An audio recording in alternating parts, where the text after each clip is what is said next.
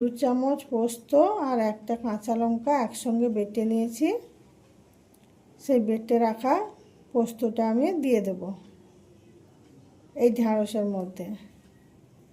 বেটে রাখা পোস্তটা দিলাম বন্ধুরা। এরপর বাটি ধুয়ে কিছুটা পরিমাণ জল দিয়ে দিলাম।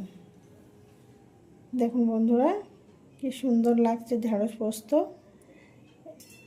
এবার একটু নাড়াচাড়া করে নিলাম। নাড়াচাড়া করে নিয়ে ওর মধ্যে দিয়ে দেবো একটা চেরা কাঁচা লঙ্কা। বন্ধুরা যারা যেমন ঝাল খান সেই বুঝে ঝাল দেবেন। একটা চেরা কাঁচা লঙ্কা দেব আর নুন মিষ্টিটা একটু দেখে নেব বন্ধুরা। আপনারা এখানে চাইলে একটু মিষ্টি দিতে পারেন, আমি দিই না, আপনারা চাইলে একটু দিতে পারেন, দিলে খুবই ভালো লাগে। এরপর দিয়ে দিলাম 1 চামচ সর্ষের তেল।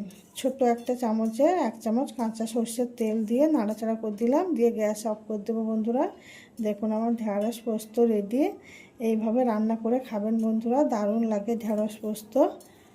আর ঢ্যাঁড়সটা খাওয়া খুবই উপকারী শরীরের পক্ষে, বিশেষ করে সুগার রোগীদের, তো ডায়াবেটিক যাদের আছে তাদের তো খাওয়া খুবই উপকারী বন্ধুরা। সবাই ভালো